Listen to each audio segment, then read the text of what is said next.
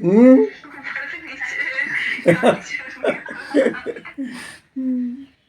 Sir चाकू उठाइए। चाकू अच्छा हाँ।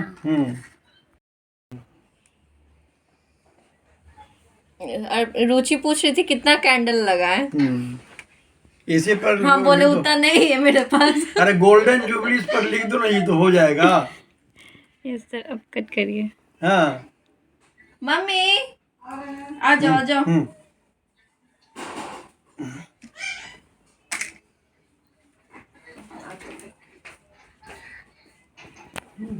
फूकिए। नहीं मेरा फोटो ऐसे ही आया देना। हम साइड में बैठ जाओ। खाना ना बना रहे हैं। फूकी ना sir.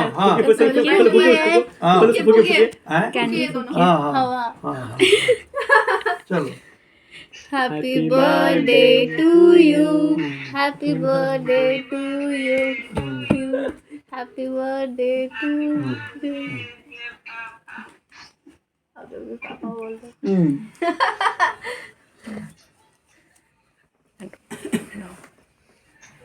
Happy birthday to you.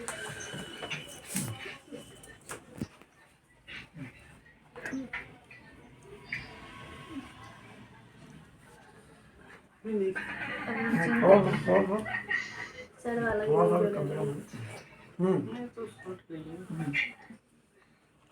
हो गया। ले इन लोग को हम ले लेते हैं। काट के दो कटोरा में। हाँ खाना लाते यहीं लगाओ। हाँ अभी 10 मिनट का ब्रेक रहेगा ना, अभी रहते हैं फोटो लेने के लिए। क्या? Hello everybody.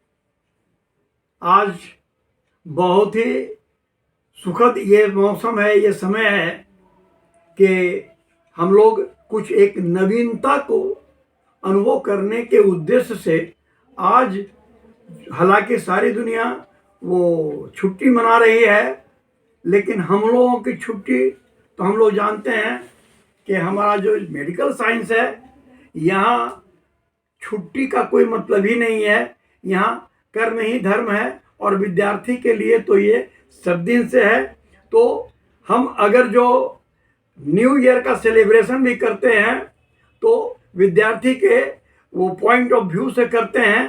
तो सबसे पहली बात तो आज इस नव वर्ष के उपलक्ष्य में, और हालांकि आप लोगों का प्यार के इत्तफाकन जो हमने ये वो उपलब्धि हासिल कर ली है कि ईश्वर ने आज के ही दिन हमारा जन्म जो है मुकर्रर किया था, तो हम जबरदस्ती मैंने ऐसी स्थिति को प्राप्त कर चुके हैं कि चाहे अनचाहे सारे लोग जो है हमारे बर्थडे के दिन सेलिब्रेट करते हैं, और आप लोग भी हमको सेलिब्रेट करने के लिए यहाँ उपस्थित हैं, फिजिकली भी उपस्थित हैं, और ये इसके माध्यम से, लिंक के माध्यम से भी।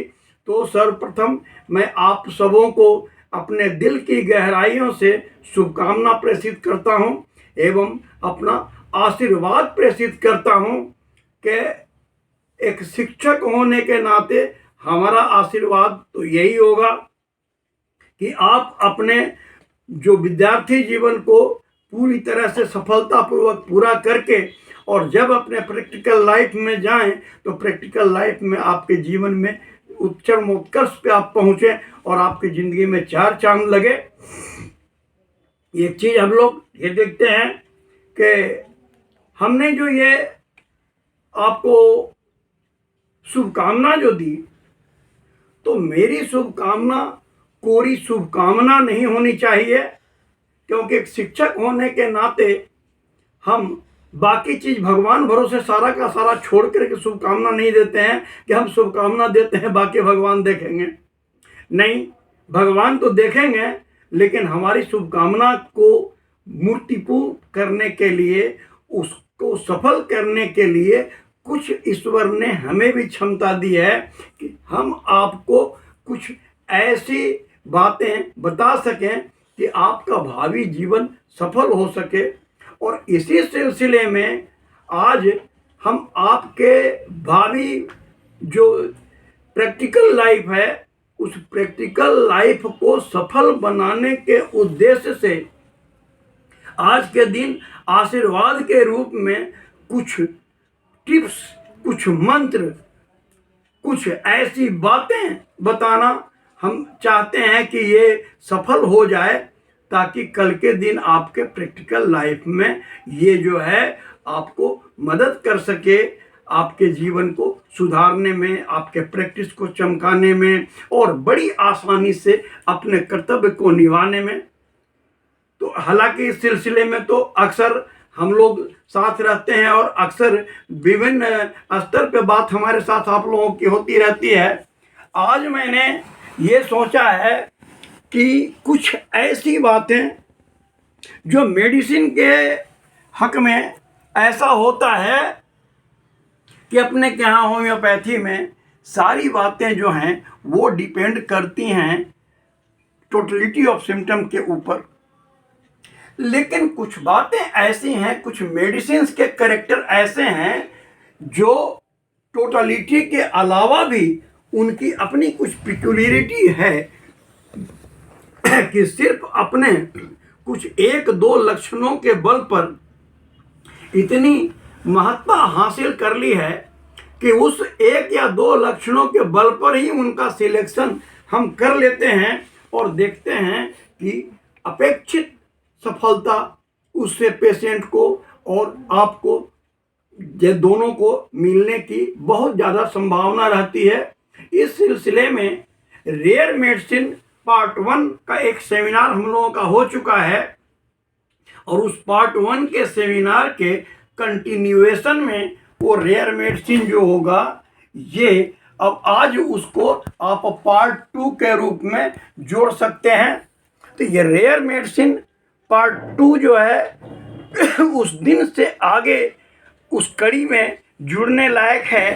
पहले की कड़ी में हम लोगों ने चर्चा की थी 2 रेयर मेडिसिन की, जैसे एग्रेफिस न्यूटेंस की चर्चा हम लोगों ने की थी और एमाइगडेलस की चर्चा की थी।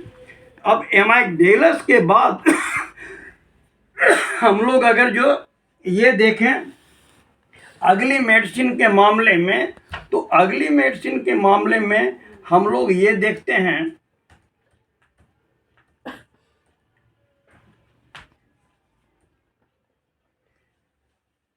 अगली एक उसी तरह की महत्वपूर्ण मेडिसिन हम एक्विलीजिया की चर्चा करना चाहेंगे। एक्विलीजिया जो है ये कॉमन नेम अगर देखें तो कॉमन इसका नाम जो है गार्डन कोलुम्बाइन, इसका नाम जो है गार्डन कोलुम्बाइन। एक्चुअली ये जो कोलुम्बाइन शब्द है इसका मतलब होता है कि स्प्रू कोई चीज़ में, जैसे उड़हुल का फूल है ना, तो उसमें एक डंठल की तरह बीच में निकला हुआ दिखाई पड़ता है, वैसे ही इसके अंदर में भी उस तरह के डंठल के तरह निकले हुए और इरेगुलर शेप का ये गार्डन बने, एक समझ लो कि ये ऑर्नामेंटल के लिए जनरली पार्क में लगाया जाता है। इसको अगर जो हम लोग देखें तो बोटानिकल नेम जिसका जो है वो एक्विलीजिया वल्गेरिस, जनरली ये रेननकुलेसी फैमिली का ये मेंबर है। इसमें जनरली टोटल फ्रेश प्लांट से इसके मेडिसिन जो है वो बनाई जाती है। ये इसके कैरेक्टरिस्टिक अगर जो देखें तो आप लोगों को ये बात याद होगी, हंसेन जो कि एक तरह से समझ लीजिए कि बैक्टीरियोलॉजी में सबसे पहला ये बैक्टीरिया जो माइकोबैक्टीरियम ट्यूबरकुलोसिस से माइकोबैक्टीरियम लेप्री का जो कॉजेटिव ऑर्गेनिज्म है, वो almost it is the first bacteria on the non sphere, और वो उसको ये हंसेन जो हैं डिस्क्राइब किए थे। इसीलिए उस डिजीज को भी लेप्रोसी को हंसेन्स डिजीज कहा जाता है। और ये जो हंसेन जो हैं उन्होंने ही इस मेडिसिन का भी यहाँ पे अपने यहाँ चर्चा की थी होम्योपैथी में, है ना। तो ये जो है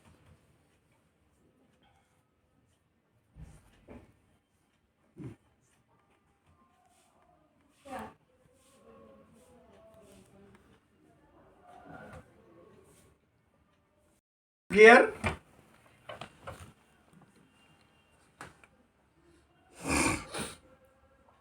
ये जो है देख रहे हैं कि ये फूल जो है कुछ इरेगुलर आकृति का है और उसके बीच में स्प्रू की तरह उस तरह से वो आगे की ओर निकला हुआ वो दिख रहा है ना।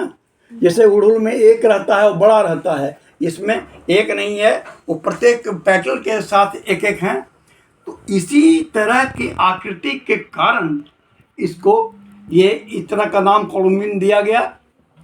अब इसमें ये अगर जो देखें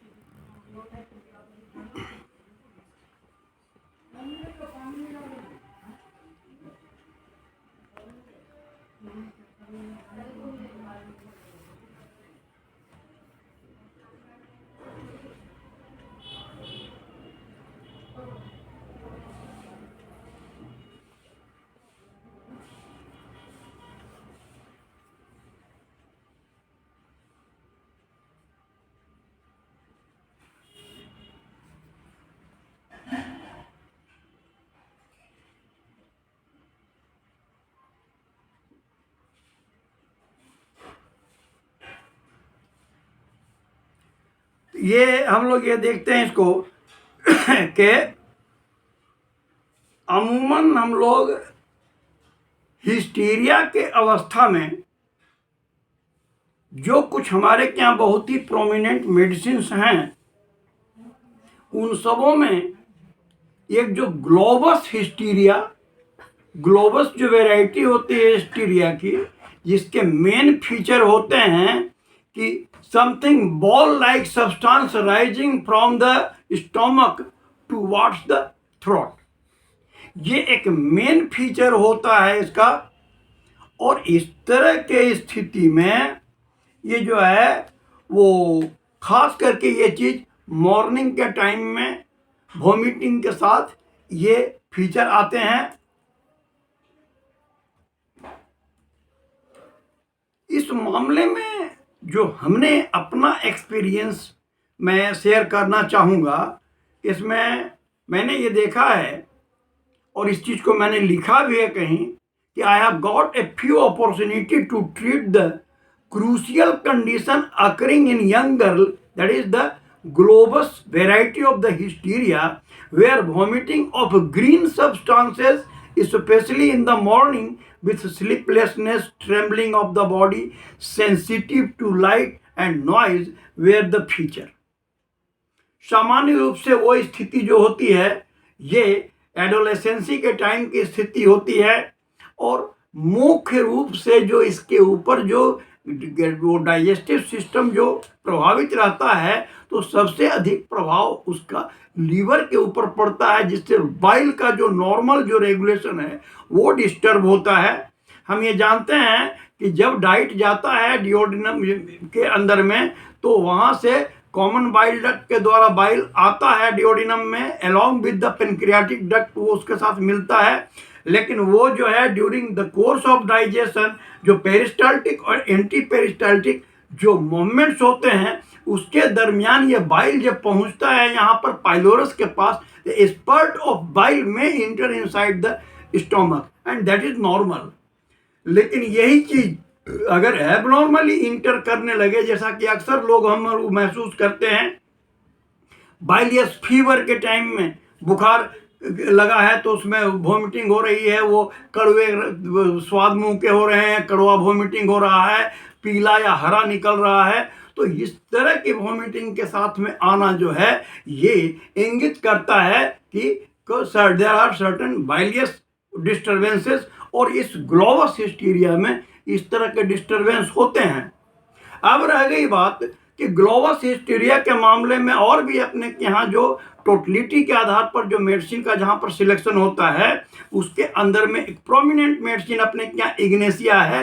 एक तरह से इग्नेशिया को लोग मोस्ट प्रोमिनेंटली इसको टैग कर देते हैं हिस्टीरिया के साथ, हालांकि ऐसी बात नहीं है। हाँ, ये जरूर कहेंगे कि it is most prominent medicine among remedies used in the case of hysteria. तो ऐसा हमने देखा कि इग्नेशिया के सारे फीचर मिल रहे हैं, इसके बावजूद इग्नेशिया दिया गया डिफरेंट पोटेंसी में डिफरेंट इंटरवल पे लेकिन हम बहुत ज़्यादा उसमें फ़ायदा नहीं उठा पाए। ऐसी स्थिति में जब हमने इस आधार पे सिर्फ जितना फीचर की मैंने चर्चा की कि मॉर्निंग के टाइम में वो वोमिटिंग हो रहा हो, बाइलियस वोमिटिंग हो रहा हो, इसी के आधार पे जब इसका इस्तेमाल एक्विजेरिया का हमने उस ग्लोबस हिस्ट्रिया के केस में किया तो हमारे आश्चर्य की सीमा नहीं रही कि मिराकुलस वे में उसके अंदर में अंतर हमको दिखाई पड़ा। और हमें ये अब समझना मुश्किल हो गया कि अब एक्विजेरिया से हमने इसको इस स्तर तक हम लाए हैं, तो अब फर्दर फॉलो अप किसको करें, क्योंकि ये तो चूंकि वेल प्रूव्ड मेडिसिन है नहीं, तो इसके फॉलोवर रिलेशन तो अब कुछ आ नहीं पाएंगे। अब उसको कोरिलेट कराना होगा वो जो मेन मेडिसिन जो है on the miasmatic point of view, और फिर इग्नेशिया के साथ कोरिलेट करा करके जो उसके रिलेशन में मेडिसिन आएंगे उन मेडिसिन को फर्दर देखना पड़ेगा। लेकिन फॉर द टाइम बीइंग ये बात निश्चित तौर पे बहुत ही ये आश्चर्यजनक भी थी और ये संतोषजनक भी थी कि पेशेंट को भी काफ़ी आराम मिला, और निश्चित है कि पेशेंट को आराम मिला तो उसके डॉक्टर को भी आराम मिलेगा। हम भी काफ़ी उसमें मैंने अपने को रिलैक्स महसूस किए। इसी तरह से एक दूसरा केस था हिस्ट्रिया का, वहाँ पे जहाँ देखा गया कि prostration is very marked and hyper sensitive to light giving a feature of night blindness. इस दरमियान वो लाइट से हाइपर सेंसिटिविटी हुए पेशेंट की इस रूप में कि वो नाइट ब्लाइंडनेस के फीचर उसके अंदर में नाइट ब्लाइंडनेस के फीचर जो हैं वो वहाँ पे वो मिलने लगे। ऐसी परिस्थिति में जो हमने देखा कि एक जो कुछ पिकुलियर लक्षण के रूप में देखें, जम्हाई का आना एक नॉर्मल फिजियोलॉजिकल प्रक्रिया है और शो करता है कि शरीर के अंदर में थकान है, और थकान है due to diminished proportion of oxygen inside the body tissue, और उसी को कंपनसेट करने के लिए लंबी श्वास के रूप में ये जम्हाई यावनिंग के रूप में आती है। लेकिन वही यावनिंग अगर कांस्टेंट लगातार हो जाए तो ये नर्व डिसऑर्डर कहलाता है, नर्वस लेवल का वो डिसऑर्डर कहलाता है। और उस पेशेंट में अगर जो ये हो गया कांस्टेंट जॉइनिंग, तो ऐसे स्थिति में हमने ये देखा brilliant result was introduced by castoreum. This is one of the medicine which is also recorded in the Medicina Medica on the basis of this particular feature। ये कैस्टोरियम जो है 10 ड्रॉप्स की डोज में ये मोस्ट प्रोबेबली 1x पोटेंसी में 3 बार उसको per day दिए, और 1 सप्ताह तक निश्चित तौर पे इसके पीछे हमको कहीं से भी कोई रिटन एविडेंस नहीं मिला पोसोलॉजी के मामले में कि इसको कितनी बूंद देना है और कितने दिन देना है। Just upon my own experience and on my own estimation I felt that this may be normal, this may be required. और ऐसी स्थिति में मैंने उसे 1 सप्ताह दिया, और 1 सप्ताह ये देने के बाद स्थिति हमने पाई कि वास्तव में पेशेंट को हमें काफ़ी उस मामले में ये आराम मिला। एक्चुअली जो कैस्टोरियम जो है ये अमेरिकन या यूरोपियन वीवर, ये वीवर जो होता है जिसको कि अपने क्या उदबिलाव कहा जाता है, आजकल ऐसे तो खुदा खुला में नहीं मिलता है, लेकिन अगर जो जू में जाइए तो वहाँ उदबिलाव आपको मिलता है। वो वीवर जो है वो ये दिस वन इज वीवर।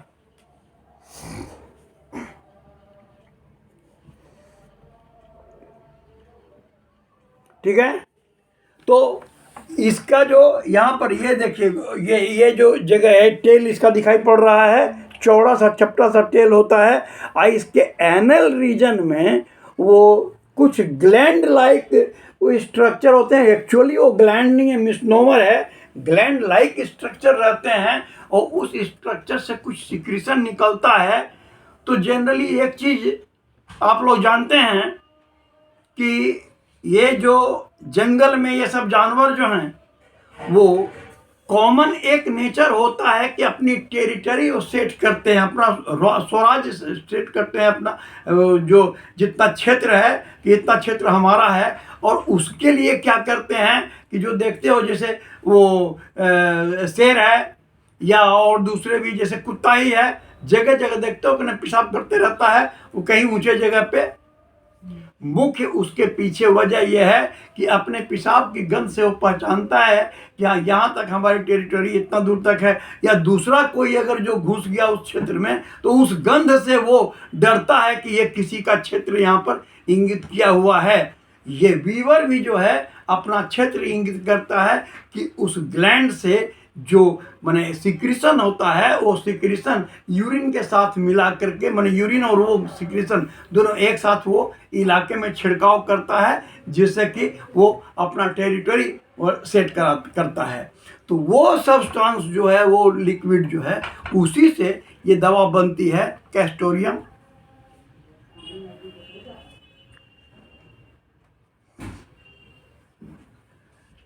ये कैस्टोरियम जो है एक एलोइस एक्सुडेट के रूप में है, वो कैस्टर सैक एक्चुअली है, वो मैंने मैच्योर्ड ये नॉर्थ अमेरिकन और यूरोपियन ये दोनों उद्बिलाव में, दोनों बीवर में थोड़ा ये मैंने स्पेसीज का अंतर होता है, लेकिन करीब करीब most of the character are same और उन्हीं से ये दवा बनाई जाती है।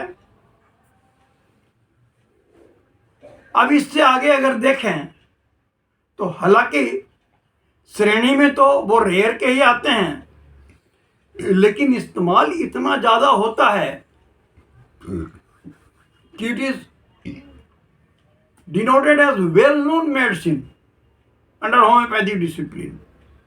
और वो वेल नोन मेडिसिन क्या है? यह है एपोसाइनम। ऑलमोस्ट लोग इससे परिचित हैं और एपोसाइनम का भी इस्तेमाल जो है आदमी कुछ उसी रूप में करता है जैसे कि टाइफाइड का नाम सुन लो तो सीधे बैप्टिस्टिया दिमाग में ले आओ, उसी तरह से जहाँ ड्रॉप्सी का नाम सुन लो तो इसको एपोसाइनम को दिमाग में ले आओ। हालांकि इस आधार पे हम जानते हैं कि होम्योपैथी में कोई भी इस तरह का सिलेक्शन का ये लाइन नहीं है, कोई भी ऐसा आधार नहीं है कि इस रूप में आप सिलेक्ट कर लीजिएगा। हाँ, इस रूप में आप उसके बारे में कुछ सोच ले सकते हैं। You can recall that medicine in this context but you can't prescribe this medicine. But here in case of apocynum हम ये देखते हैं कि in selective case of wandering rheumatic pain where patient describe a peculiar sensation that is everything smell like honey and taste more or less sweetish। ये एक महत्वपूर्ण ये जो फीचर इसका है, ये महत्वपूर्ण फीचर के उसको पूरे इलाके में चारों ओर लगता है कि शहद की गंध मिल रही है। Everything smell like Honey. आप लोग इस चीज को वो याद कर सकते हैं कि एनाकार्डियम की पढ़ाई जब आपके क्लास में हो रही थी उस वक्त एक हेलुसिनेशन, वो ऑल्फैक्टरी हेलुसिनेशन की बात उसमें की जाती है कि पेशेंट कितना हो साफ सुथरा जगह मंदिर में भी बैठा हुआ हो उसको लगता है कि कहीं कूड़ा का ढेर है बगल में या कहीं कोई पैखाना कर दिया है, उसकी गंध आ रही है जबकि इलाका में कंप्लीटली क्लीन है। तो उसी तरह का हेलुसिनेशन जो है एपोसाइनम के अंदर में ये भी है, शहद के तरह गंध, और जो भी चीज खाए स्लाइटली स्वीटिश उसको लगे, हर चीज में स्वीटिश टेंट जो कहें वो आता हो। ये फीचर जो है इसका एक कैरेक्टरिस्टिक फीचर है। अब इस मामले में कुछ जो रिपोर्टेड जो मेडिसिन जो हैं इसके, जैसे कि वो कालीबाइक्रोम है, पल्सेट्ला है, इन सबों से फ्रास्टेड हो करके मैंने इसे ट्राई किया 1x फॉर्म में, वही 10 ड्रॉप डोज में 3 बार daily, and most of the cases became able to get confidence of the patient. बहुत मामले में पेशेंट ने आके कहा कि sir I am respectively better to the greatest level. तो अब सवाल यह है कि पहले ही हम कह चुके हैं कि रेयर मेडिसिन जो हैं वो कभी भी उनके ऊपर ये भरोसा नहीं किया जा सकता है कि हाँ ये कंप्लीट क्योर करेंगे, निश्चित बात है। लेकिन अगर जो ये पैलिएटिव पॉइंट ऑफ व्यू से भी काम करते हैं और फॉर द टाइम बीइंग अगर आराम देते हैं तो कम से कम पेशेंट को भी अस्थिर से इलाज करवाने का मौका देते हैं और आपको अस्थिर से इलाज करने का मौका देते हैं। जैसे ये एपोसाइनम एंड्रोसिनियम, ये देखिए this one is the Apocynum.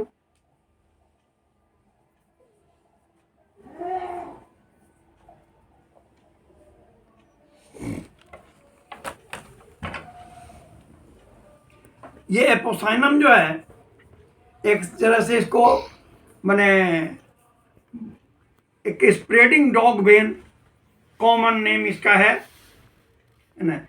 और फ्लावरिंग प्लांट जो होता है उसी वक्त इससे कलेक्ट किया जाता है दवा बनाने के लिए, कॉमनली नॉर्थ अमेरिका या फिर वाइड स्प्रेड जो है ना मोस्ट इलाके हैं ना वो यूनाइटेड स्टेट के, कनाडा के ना, अलास्का, कैलिफोर्निया, वो नॉर्थ ईस्ट मैक्सिको, इन सभी इलाकों का ये एक तरह से इनहेबिटेंट है ये पौधा।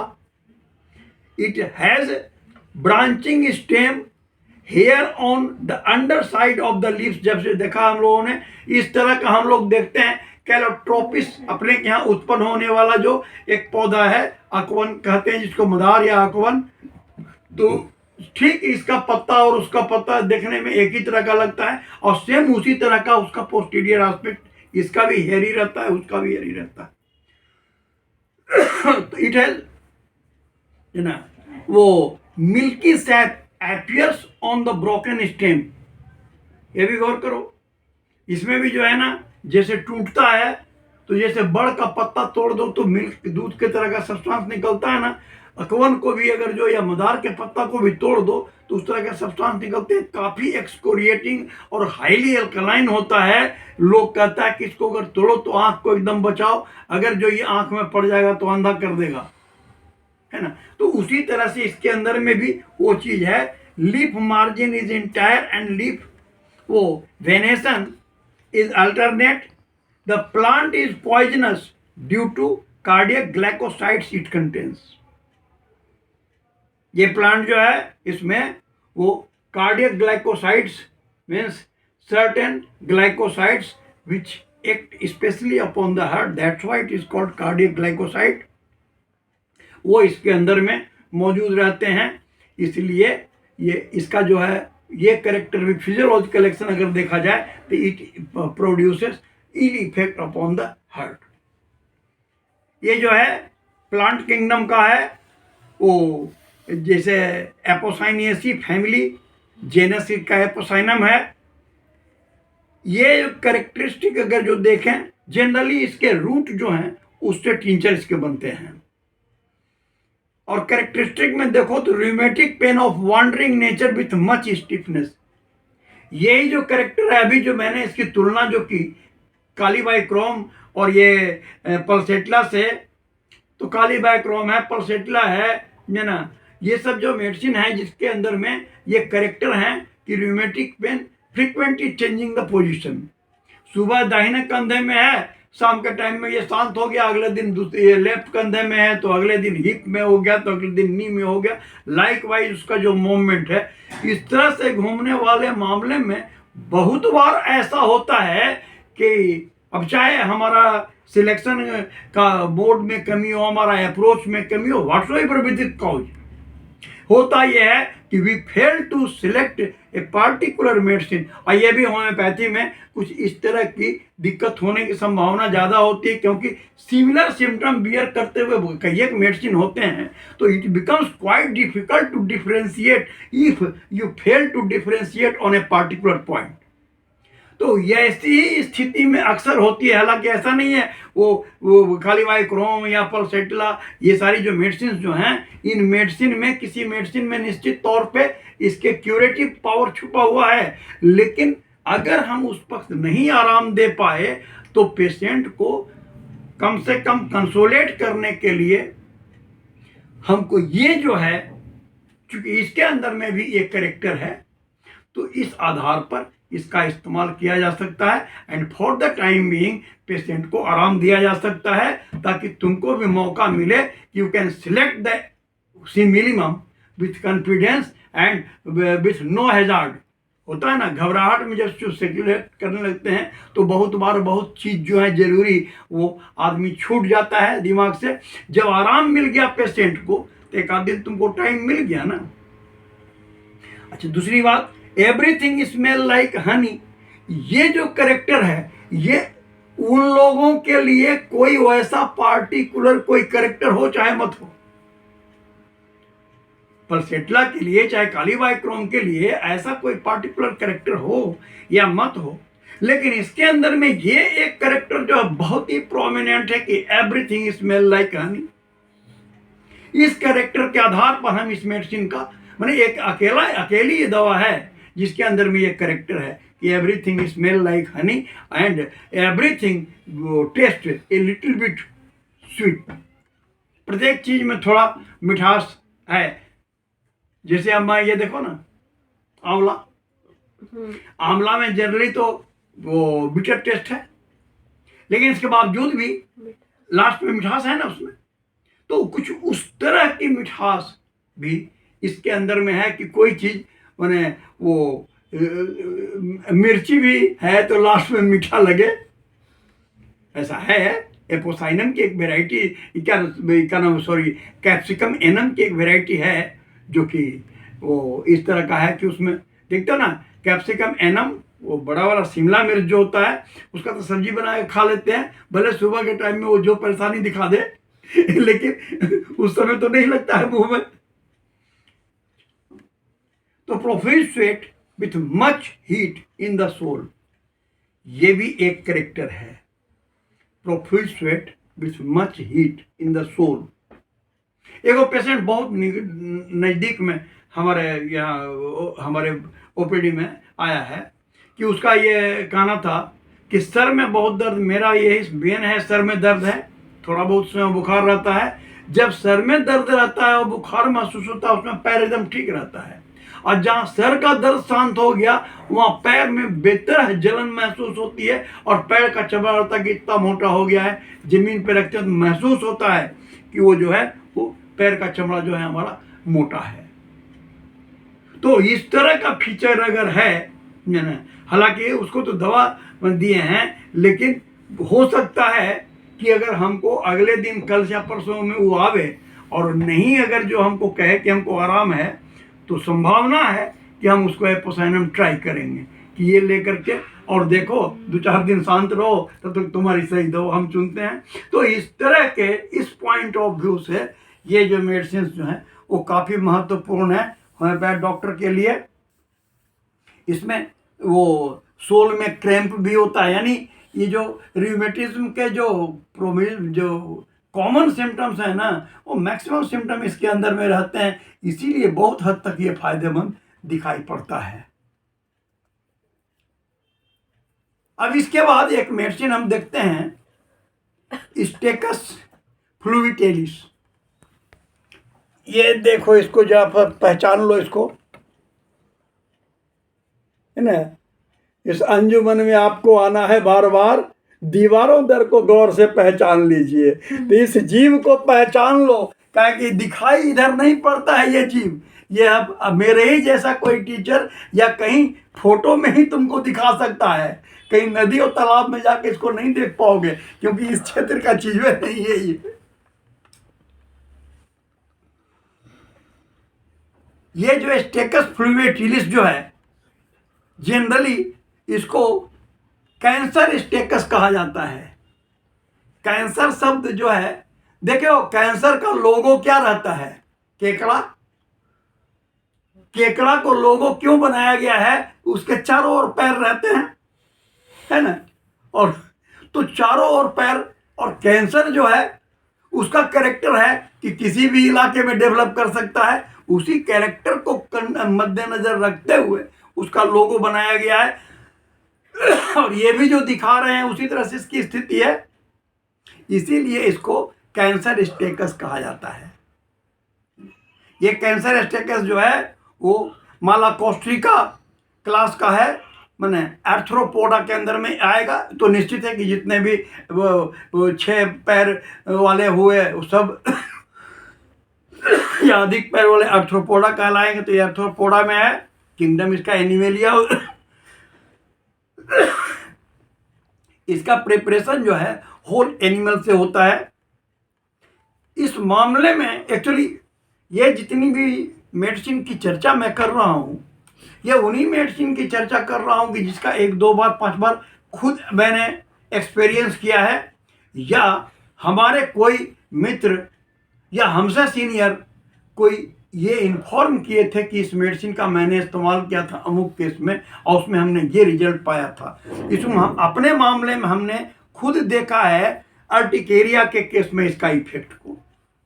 इन case of urticaria with cervical lymphadenitis, ये जो है वो लैटरल ट्रायंगल में मोस्टली अगर जो लिम्फ ग्लैंड इनलार्ज और इन्फ्लेम्ड हो और उसके साथ उसको अर्टिकेरिया हो, तो निश्चित है कि वैसे कंडीशन में लीवर के अफेक्शंस होंगे, और लीवर का अफेक्शन होगा तो वहाँ जॉन्डिस होने की संभावना रहेगी। यानी कि केस बना ये patient with liver trouble representing the involvement of liver by jaundice, and condition prevalent is urticaria with cervical lymphadenitis। ये 4 बातों को मिला करके कंडीशन को हमने वो ये किया। अच्छा, अब ये जो है ये स्टेकस जो है it starts flushing in my memory after a successful treatment in A 12-year-old child. एक 12 वर्ष का बच्चा था, उसका इलाज मैंने किया था, उसके इलाज में इससे हमको फ़ायदा मिला था। तो इसलिए अक्सर जब कभी भी इस तरह की स्थिति आती है तो मेरे दिमाग में ये स्ट्राइक करने लगता है। And till now I have got opportunity to treat 3 cases of this nature. अभी इस तरह के 3 केस का ट्रीटमेंट हमने किया है and verified this medicine with almost same result. और प्रत्येक मामले में प्रत्येक बार जब भी मैंने दिया स्टेकस को तो करीब एक ही तरह के रिजल्ट हमको मिले, संतोषजनक जो है उसमें कमी हमको मिली। और फिर बाद में ट्रीटमेंट चलता रहा। I use 30 potency thrice daily in all these cases along with other intercurrents. स्टेकस के साथ 30 नंबर वो सुबह दोपहर शाम 3 बार, और एज ए इंटरकरेंट जो है और जो मेडिसिन भी एज ए इंटरकरेंट जिनका वो उसमें मैंने हमको इंडिकेशन मिला उनका किया इस्तेमाल, लेकिन इसको जो है इस रूप में किया। अब इसके बाद अगर देखें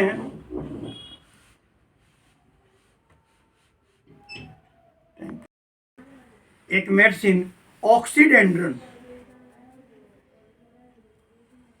जैसे एक कंडीशन है ना इडिमा ड्रॉपसी, तो ये संदर्भ जो है अगर इनिशियल फेज में जब इसको हम देखते हैं तो इसकी पहचान हमें मिल जाती है कि अगर डोर्सम ऑफ द फुट में अगर इडिमा है तो अक्सर हम लोग क्या समझते हैं, cardiac disease, mostly congestive cardiac failure, है ना। Edema in the dorsum of feet most frequently represents the condition like congestive cardiac failure. And if the bag-like swelling in the lower eyelid, it is also a representation of edema, but this type of representation indicates strictly the Bright's disease or glomerulonephritis. While if the ascites is the main feature, it represents liver disease. These all diseases starts collection of fluid at a particular part, but ultimately it develops and reaches to involve the whole body. And when the edematous condition involves the whole body, the condition is known as anasarca. Now in case of anasarca, when anasarca already present, at that time again the condition becomes to the greatest extent complicated, because what is the actual cause, it becomes obscure. In such cases, after becoming puzzled in case of an Asarka, even after most careful selection, I often administer oxydendron, which promisingly enhances urination and reduces swelling of the body, thus helps the indicated medicine to further act with the desirous outcome. ऐसी स्थिति में जब हम ऑक्सीडेंड्रन का इस्तेमाल करते हैं तो मोस्ट फ्रिक्वेंटली इसका जो वे ऑफ एक्शन है कि it enhances glomerular filtration rate and thus increases the volume of urine, and when volume of urine is increased, the body fluid automatically comes out. दूसरी बात क्या है कि एक जनरल इंस्ट्रक्शन है, अक्सर वो जब कार्डियोवास्कुलर डिजीजेस की चर्चा हम लोग कर रहे थे उस समय इस बात को मैंने बार बार रिपीट किया है कि तुम्हारा हार्ट का पेशेंट अगर आता है फॉलो अप में तो सबसे पहले तुमको जानने की जरूरत है कि पेशाब कैसा हो रहा है ना। अगर पेशेंट कहता है कि हाँ पेशाब की मात्रा सफिशिएंट है, इसका मतलब है कि पेशेंट जो है रिकवरी के रास्ते पे चल रहा है। निश्चित है कि वो सफिशिएंट होगा तो पेशेंट का अपीयरेंस एंड आउटलुक जो है वो भी जो है तुमको सही दिखेगा। हालांकि हार्ट का मामला जो है जितना भयंकर डिजीज रहता है उतना ही उसका कन्फ्यूजमेंट ऑब्स्क्योर उसका फीचर रहता है। हार्ट के मामले में कभी कभी ऐसा मिलेगा तुमको कि एकदम पेशेंट एकदम अबाउट टू डाई है, लेकिन उसके चेहरे को देख करके तुमको नहीं लगेगा कि हाँ इसको इतना जल्दी ये मरने वाला है। यानी ये है ना कि बॉडी का जो जनरल जो लेवल है उसके स्ट्रेंथ का लेवल उसके अपीयरेंस से दिखाई पड़ता है। तो कोई बहुत अगर जो स्ट्रेंथ उसका कम है तो दिखाई पड़ रहा है कि पैथोलॉजिकल कंडीशन के चलते ये आदमी जो है डिटेरियोरेट हो रहा है। हार्ट के मामले में बहुत बार तो ऐसा होगा ना कि स्टेथो से तुम देखोगे तो तुमको जो चारों जो कार्डियक वो साइट हैं अस्कल्टेशन के, चारों साइट को तुम प्रॉपरली तुम कंपेयर कर लिए, I will find nothing wrong with this patient. कुछ नहीं मिलेगा और जस्ट आधा घंटा के बाद मालूम होगा कि पेशेंट जो है आईसीयू में भर्ती।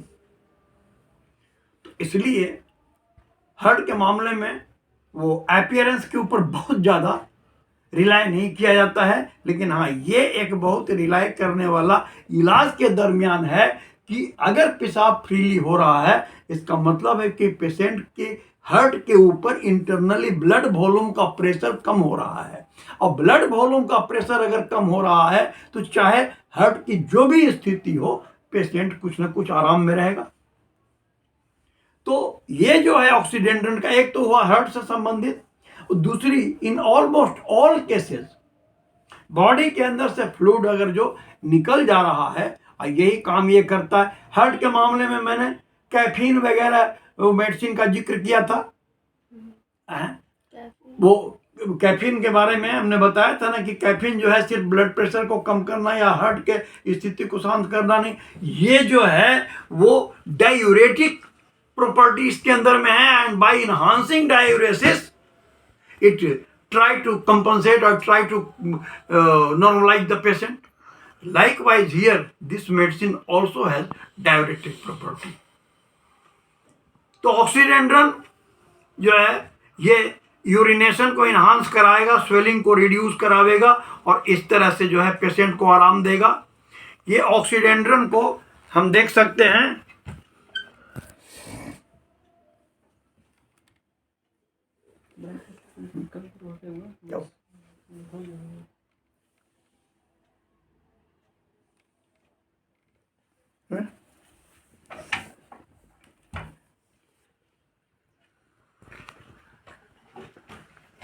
और क्लोजअप में ये देखो ऑक्सीडेंट का पत्ता,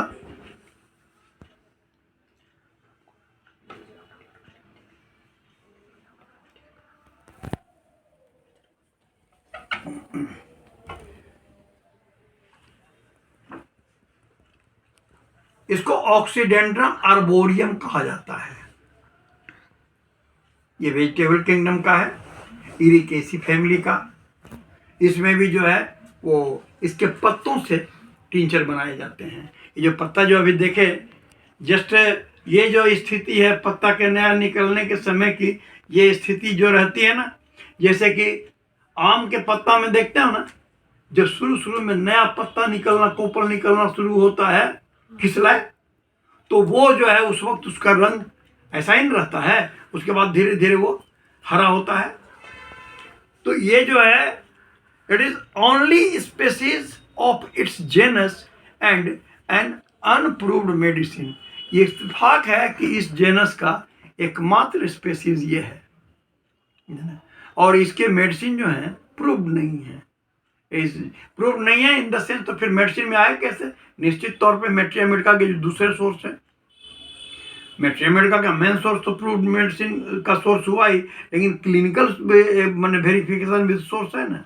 एक क्लिनिकल वेरिफिकेशन के आधार पे जो दूसरे सिस्टम में, जो पुराने सिस्टम में इसके इस्तेमाल के बारे में जो कहा गया कि हाँ इस मामले में हम लोग इस्तेमाल करते हैं, हम लोग अपने के यहाँ इसकी वो अपने ढंग से मेडिसिन तैयार करके इस्तेमाल किए और पाए कि ये जो है सो कामयाब है। A remedy for dropsy, ascites and anasarca with urine suppressed. ये सबसे बड़ा इसका कैरेक्टर यही है कि सूजन अगर हो रही है और पेशाब बंद है, कम है, तो तुम इसको ऑक्सीडेंड्रन को सोचो। ऐसी भी स्थिति होती है कि सूजन बढ़ रही है लेकिन पेशाब भी हो रहा है, वैसी स्थिति में इसका इस्तेमाल नहीं है। इसका इस्तेमाल है यदि सूजन बढ़ रहा हो और पेशाब बंद हो, है ना। तो deranged portal circulation, generally portal circulation जो होगा उसमें डिरेंजमेंट होगा, यानी इंटेस्टाइन से जो ब्लड को वापस आना है लीवर में आना है, लीवर में आने के बाद वहाँ से आगे जो बढ़ेगा वो तो हिपेटिक वेन के द्वारा इंफीरियर वेना कावा में जाएगा, इसके द्वारा सर्कुलेशन में जाएगा। ये जो रूट है ये रूट डिस्टर्ब रहा, इसके चलते ऐसा होगा, ये रूट डिस्टर्ब रहेगा तो इसको किडनी को जो है वो प्रॉपरली वो नहीं मिल पाएगा, है ना। तो वो किडनी को प्रॉपर नहीं अगर मिल पाएगा ढंग से, तो वो फिल्ट्रेशन नहीं होगा, यूरिन का फॉर्मेशन नहीं होगा। ये स्थिति इसके अंदर में होती है। Derange portal circulation, prostatic enlargement and vesicle calculi, ये एडिशनल फीचर हो गया। पेशाब नहीं होने के पीछे जो एक कारण खाली वही नहीं है। जैसे पेशाब नहीं होने के मामले में अमूमन इस मामले में अक्सर देखा जाता है, खास करके वो रूरल एरियाज में कोई प्रैक्टिस के तहत लोग, कोई अगर जो मान लो गैस्ट्रोएंटराइटिस का पेशेंट आया, डायरिया है, वॉमिटिंग है, तो एक ही काम करते हैं कि लोग उसको इंट्रावेनस फ्लूइड ट्रांसफ्यूज करना शुरू कर देते हैं। हालांकि ये चीज़ लाइफ सेविंग प्रोसीड्यूर है जरूर, लेकिन अब उसका मॉनिटरिंग जो है उनको नहीं मालूम है। वो जानते हैं कि ये लगा दिया और पेशाब हो गया तो हम समझते हैं कि चलो इसका ठीक हो गया। अब वो खत्म हो गया एक यूनिट, तो आगे लोग कहा कि हाँ बोतल खत्म हो गया, बोला पेशाब हुआ, बोला नहीं, तो फिर एक लगा दो, फिर खत्म हो गया, पेशाब हुआ नहीं, तो वो जान रहा है कि जब तक पेशाब नहीं होगा तो हम लगाते रहेंगे चाहे जितना लगा दे। ऐसे में लोग कहते हैं 5 यूनिट 6 यूनिट 7 यूनिट चढ़ गया। हमने है भाई 5 लीटर 6 लीटर ब्लड है बॉडी में और तुमको 6 लीटर बाहर से पानी चढ़ गया, तो शरीर में कोई बूंद नहीं था ब्लड। तो ऐसा वैसा ही करने पर होता है कि एकदम पूरा बॉडी फूल करके उसको आइडिया नहीं है। इसके लिए तरीका होना चाहिए ये एस्टिमेट करने का कि वास्तव में पेशाब क्यों नहीं हो रहा है। एक ऐसा हो सकता है कि पेशाब नहीं बन रहा हो, एन्यूरेसिस हो रहा हो, और एक ऐसा हो सकता है कि पेशाब बन रहा हो लेकिन यूरिनरी ब्लैडर से वो बाहर नहीं निकल रहा हो। तो बाहर नहीं निकल रहा है तो यूरिनरी ब्लैडर को हम पल्पेट करके देखेंगे, अगर ग्लोबुलर फुला हुआ दिखेगा तो उसको हम कैथेटर लगाएंगे, और अगर वास्तव में ये नहीं हो रहा है तब फिर हम उसको जो है अल्कलाइन नेचर के सब्सटेंस या जो सब्सटेंस अल्कलाइनिटी को बढ़ा सके। एलोपैथ लोग पोटासियम क्लोराइड उसको देते हैं, वो जो लगा रहे हैं ना उसी में 5 ml पोटासियम क्लोराइड जो है उसी में इंजेक्ट कर दिए और धीरे धीरे आने लगा। वो थोड़ा देरी हुआ कि पेशाब आने लगेगा। तो उस तरह से अब तुम्हारे क्या यही सब है। वैसी स्थिति अगर है तो हम ये देंगे, हम उसको कैफीन देंगे, हम उसको ये थियोक्सीडेंड्रन देंगे या जिसकी भी जरूरत पड़ेगी। तो इस रूप में मैं जो है वो इसमें हम लोग ये देखते हैं कि चाहे प्रोस्टेटिक इनलार्जमेंट हो जाए, चाहे कैलकुलस हो जाए, वही अगर दिक्कत किए हुए है तो इन सभी अवस्थाओं में अगर पेशाब की कमी है और बदन अगर सूज रहा है तो ऑक्सीडेंड्रन हम लोग उसका इस्तेमाल करते हैं। अब आगे एक चीज देख लो, समझे ना। एक मेडिसिन जो है ये बहुत महत्वपूर्ण जो है वो है चपारो। फ्रिक्वेंटली उसका इस्तेमाल तुम लोग मेरे हाथों से भी देखे हो, ओपीडी में भी देखे हो। चपारो एमारगोसा जो है, I often use this medicine in long-standing diarrhea and dysentery where least pain and much mucus। यही इसका मेन कैरेक्टर है। दर्द अपेक्षाकृत कम और म्यूकस अपेक्षाकृत ज्यादा। ये फीचर कहीं अगर जो मिल रहा है तो उसके लिए चेपारो एमारगोसा जो है वो निश्चित तौर पे उसके म्यूकस को कम करके पेशेंट को नॉर्मलाइज कर देगा, इस स्तर तक ला देगा कि फिर जो तुम्हारा जो मैंने क्लासिकली सिलेक्टेड मेडिसिन जो है उस पेशेंट को ठीक कर सके। इसके साथ क्या है कि these features usually accompany rumbling in the abdomen. ये एक चीज ध्यान देना, इस तरह का जो होगा ना कि कब मैंने वो दर्द कम है लेकिन पैखाना में वो स्पेशली थोड़ा सा पैखाना हुआ और अलग से ढेर सारा म्यूकस जो है वो अलग से निकल आया, इस तरह की स्थिति हो। और अगर पेट में रंबलिंग गड़गड़ाहट हो, हालांकि पेट में रंबलिंग के बाद हम लोग की दूसरी और ढेर सारी मेडिसिन हो जाती है लाइक पोडोफाइलम वगैरह ये सब की, लेकिन तो उसका फीचर नहीं है, उसका स्टूल नहीं है। स्टूल अगर ऐसा है कि slight bulk of the faecal material accompanied with excessive mucus and respectively very least pain, अगर ये है तो ये चेपारो एमारगोसा जो है, ये है चेपारो एमारगोसा। देखो ठीक है,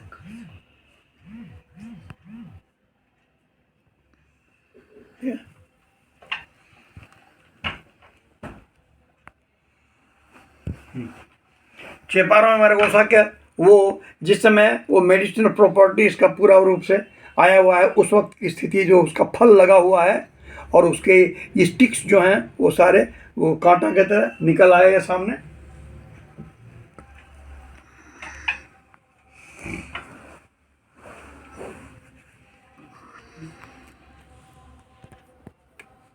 ये चेपारो एमारगोसा जो है वैसे इसको गोट बस कहा जाता है, यानी अधिकतर ये झाड़ी जो कि बकरा खाता हो। अरे तो बकरा तो सबको खाता है, ये मेनली कहने का मतलब बकरा के लिए बहुत ही पसंदीदा ये है ना।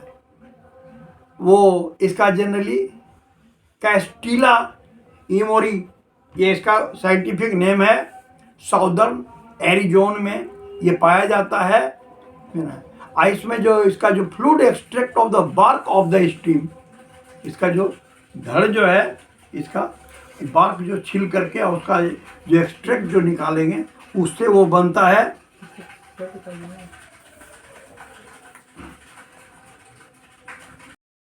क्योंकि उस तरह के फीचर जो आएंगे, उस तरह के फीचर गैस्ट्रोएंटेराइटिस में आ सकते हैं, जियार्डियासिस में आ सकते हैं।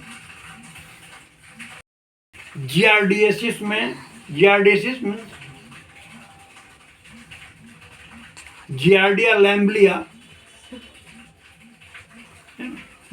लैम्बलिया एक बहुत ही कठिन टाइप का एलिमेंट है जो कि इसका जो इन्फेक्शन है बहुत जल्दी जो है ना वो क्लियर अप नहीं हो पाता है और लंबे समय तक पेशेंट को तकलीफ देता है। वैसे जियार्डियासिस की स्थिति में जो है इसका जो है वो खास इस्तेमाल है।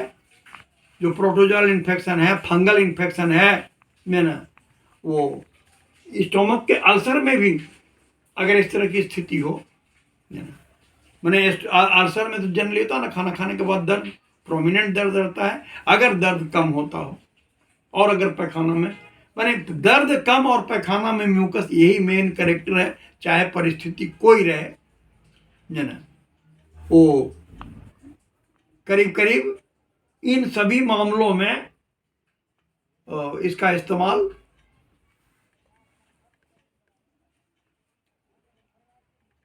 इसके अलावा एक मेडिसिन हम लोग देखेंगे, कोरेलोरीजिया।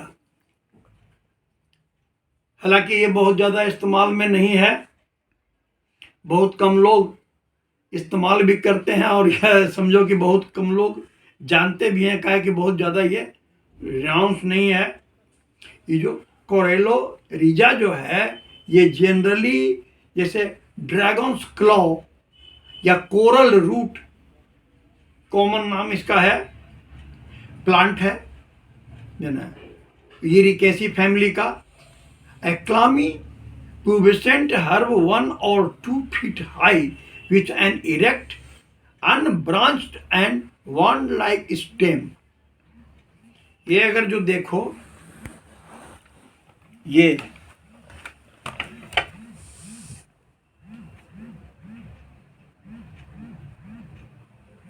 देख रहे हैं, ये जो है इस तरह का ये है इसका। और वो तो सिर्फ वो था, दूसरा इसका फुल व्यू अगर देखो नेचुरल साइड पे इसका,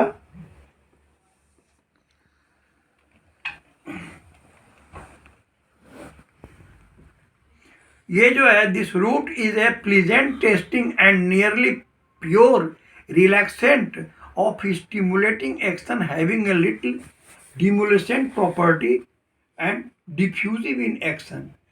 As a diaphoretic, it is of the first value in all febrile cases।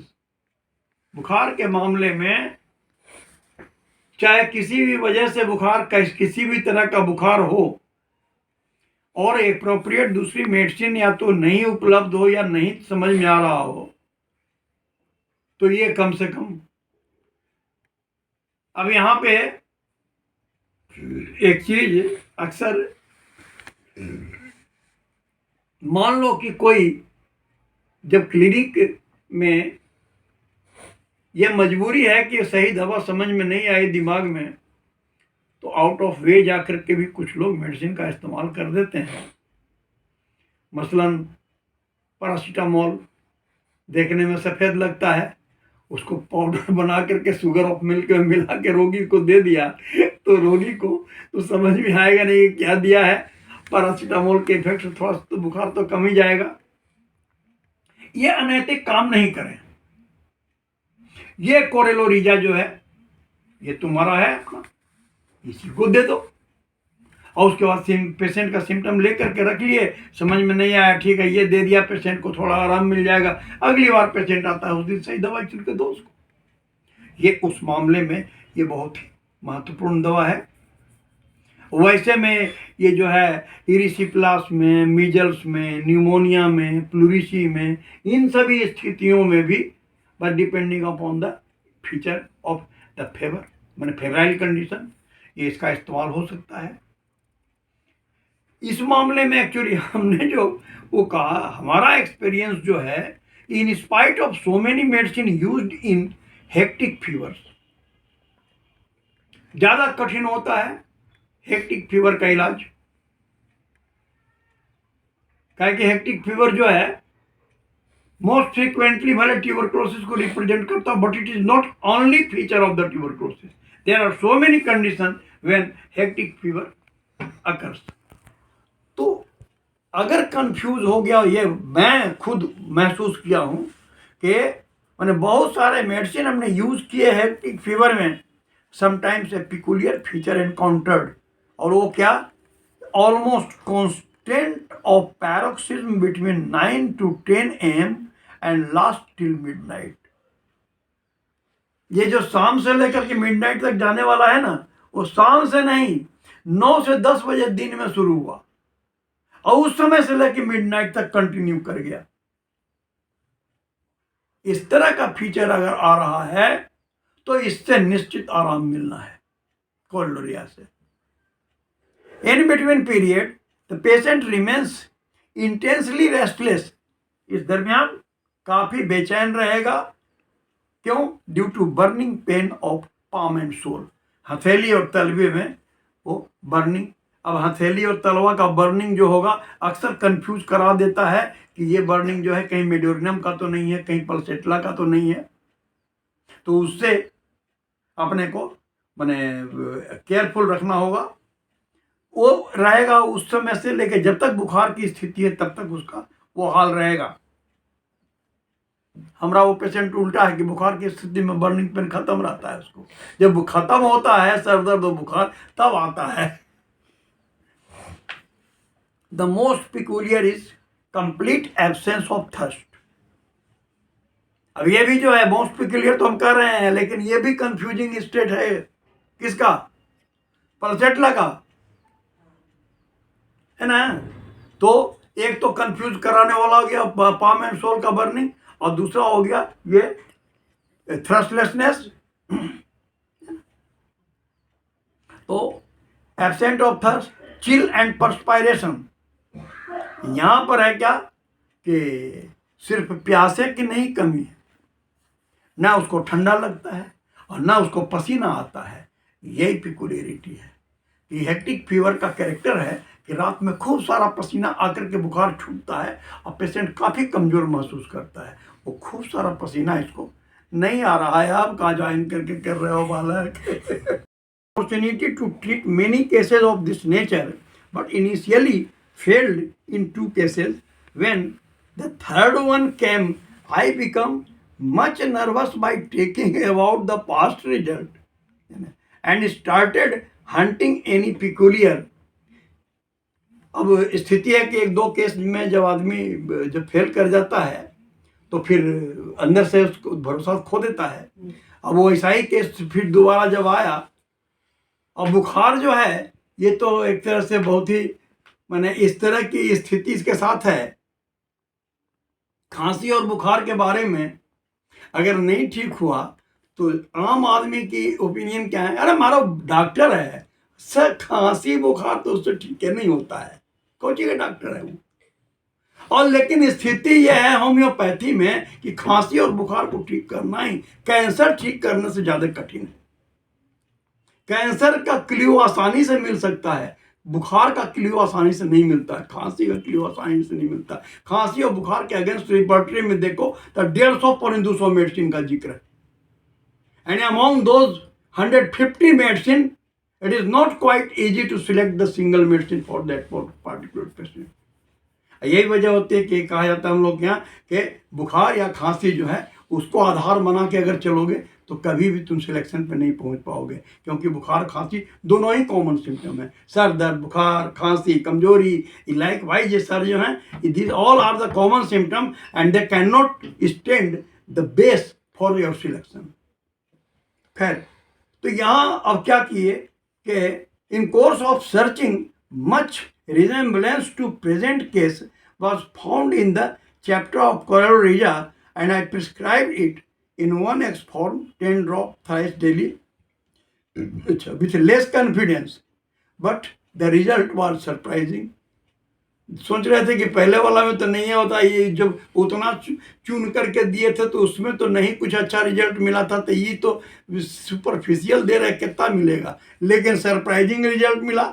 And afterward I never get nervous in cases of this nature. उसके बाद इस तरह का केस कोई मेरे पास जो आ गया तो अब हम कॉन्फिडेंस से पेशेंट का इलाज कर लेते हैं। हम जानते हैं कि अब इसके आगे अगर जो देखें, एक एरिजरोन फीमेल के मामले में एक महत्वपूर्ण, अभी तक खास करके फीमेल की दवा की चर्चा इस मामले में नहीं हुई थी, तो ये फीमेल के तरफ से तो एक तरह से अन्याय होगा, है ना, कि फीमेल की मेडिसिन की चर्चा न की जाए। इरिजरोन जो है इन case of female I frequently use irigeron during pregnancy where slight exertion evoke bright red bleeding. ये बहुत ही खतरनाक एक संकेत है जिसको कि हम लोग ये कहते हैं, ये एबॉर्शन की एक वो वेराइटी जिसको कहते हैं थ्रेटेंड। तो थ्रेटेंड एबॉर्शन के फीचर अगर जो दिखें कि थोड़ा सा भी ज़्यादा एक्सर्शन हो गया और ब्लड आ गया, तो वैसे फीमेल के लिए irigeron जो है एक तरह से अमृत है। काहे कि वहाँ पे सिलेक्शन की जरूरत, वहाँ पर सिमिलिमम की जरूरत नहीं, वहाँ पर ऐसे ही मेडिसिन की जरूरत है। उस स्थिति में पैलिएटिव की जरूरत है, और ये जो है मोस्ट कॉम्पिटेंट मेडिसिन है। बस फीचर यही है कि if bright red blood takes place after slightest exertion, तो slightest exertion evoke bright red bleeding also after, ये भी होता है डिलीवरी के बाद भी, not only during pregnancy, even after delivery. If bloody lochia continues off and on following exertion, वो क्या होता है, आफ्टर डिलीवरी जो 21 दिन तक जो लोचिया का स्राव होता है, तो लोचिया एक्चुअली ब्लड नहीं होता है, वो पतला सा स्लाइटली डार्किश ह्यू लिए हुए, और वो लगता है जैसे कि सीरम से थोड़ा ज़्यादा मने कलर वाला, लेकिन सीरम लाइक सब्सटेंस वो दिखता है ना। तो ये अगर जो आफ्टर डिलीवरी अगर जो ये होता है, अभी हाल में इसकी चर्चा हम कभी कर रहे थे कि if the lochia becomes bright red, है ना, तो वैसी स्थिति अगर जो आ जाए तो उस समय भी ये irigeron की जरूरत है ना। वो यानी उसके बाद है in advance aged female if metrorrhagia present with the feature of violent irritation of the rectum and bladder. अगर जो जिस समय मेनोपॉज की अवस्था आ रही है, ये मेनोपॉज की अवस्था में अगर जो ये बहुत ही वायलेंट फीचर हो, इरिटेशन हो रेक्टम का या यूरिनरी ब्लैडर का, तो irigeron जो है वहाँ पे मार्वेलस रिजल्ट उसमें है। ये इसको देखो, इस रूप में ये है,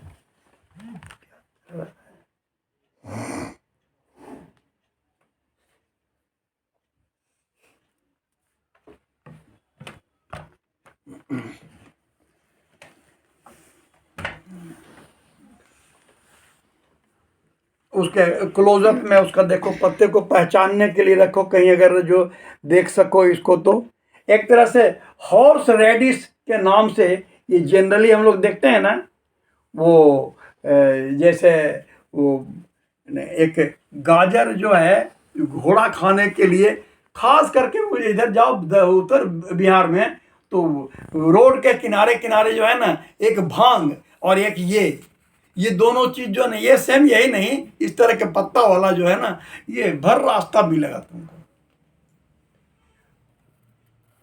ये irigeron जो है, ये इसको वो हॉर्स वीट कहा जाता है।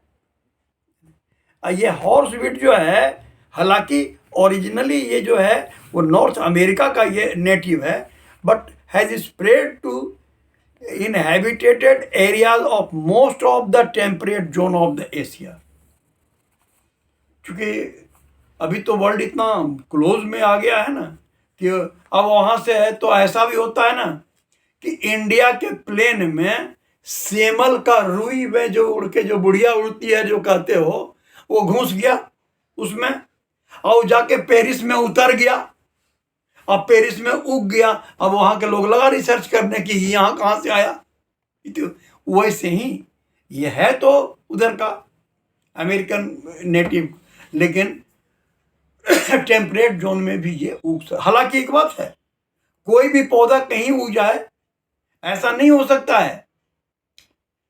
चीड़ और देवदार जो है वो यहाँ जमीन पर नहीं उगेगा, वो कम से कम जो है वो जब 2000 फीट से ऊपर जब ऊंचाई होगी तभी वो उगेगा। शिमला जाने के रास्ता में बहुत दूर तक नहीं वो मिलता है। जब हम लोग सोलन से ऊपर जब चढ़ते हैं तब देखते हैं कि चीड़ दिखाई पड़ने लग गया।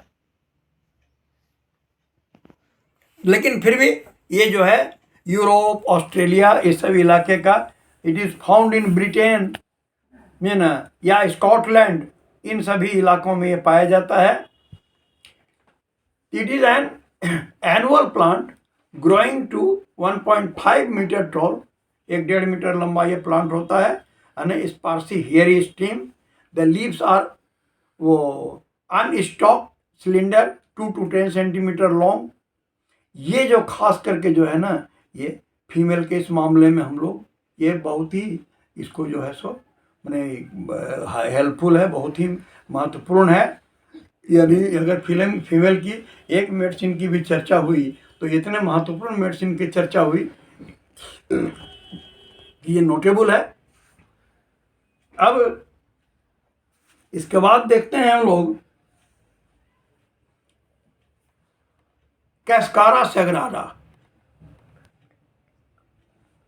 कैस्कारा सैग्राडा जो है, it has also been included in my routine practice for the cases with constipation and troublesome features, and I am feeling myself almost incapable to find out simillimum, or the selected remedy is overall showing its effect except constipation. I observed 2 or 3 repetition of its extract in 15 dose at the bedtime, often regularize the bowel. ये bowel को regularise करने के लिए ये बहुत ही एक महत्वपूर्ण ये मेडिसिन है। मैंने कंस्टिपेशन के केस में इसको खास करके याद रखा जा सकता है। कंस्टिपेशन मैंने कंस्टिपेटेड पेशेंट अगर तुम्हारे पास आ रहे हैं तो it is a stimulant laxative. वो जैसे आयुर्वेद के लोग जो हैं वो सौंफ, सनाए, हर्रे, इन 3 का एक कम्बिनेशन जो बहुत ही सॉफ्ट कम्बिनेशन कहते हैं, लेकिन उसके अंदर में सनाए जो होता है इरिटेंट होता है।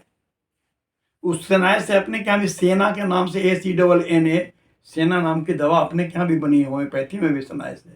लेकिन सनाए जो है इरिटेंट है, और यही वजह होती है कि वो जो कायम चूर्ण वगैरह जो इस्तेमाल जो आयुर्वेद का जो होता है, तो उसके बारे में देखा जाता है ना कि लंबा इस्तेमाल कीजिएगा तो वो मैंने हर्ज करेगा, इसीलिए करता है कि बिना सनाए का कोई भी मैंने परगेटिव बन ही नहीं सकता है इसमें।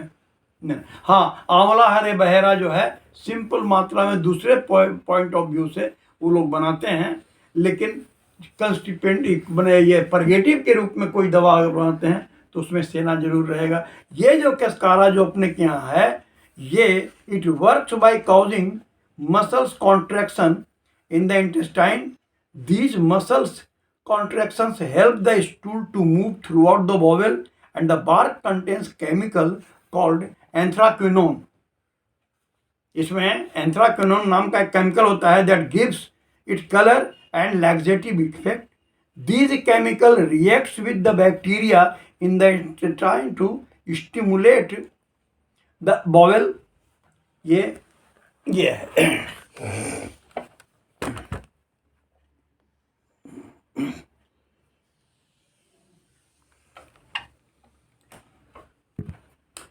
हालांकि इस तरह के तो बहुत सारे medicine not only in collection, मैंने तो पहले ही कहा था कि हम सिर्फ इसमें उन्हीं मेडिसिन की चर्चा करेंगे जिसका कि या तो मैंने खुद इस्तेमाल किया है या हमारे किसी सीनियर या किसी कलीग ने इस्तेमाल करके उसका हमको रिपोर्ट बताया है, और उसका हम आप इसका मैंने यहाँ पर इस रूप में कर रहे हैं डिस्क्रिप्शन।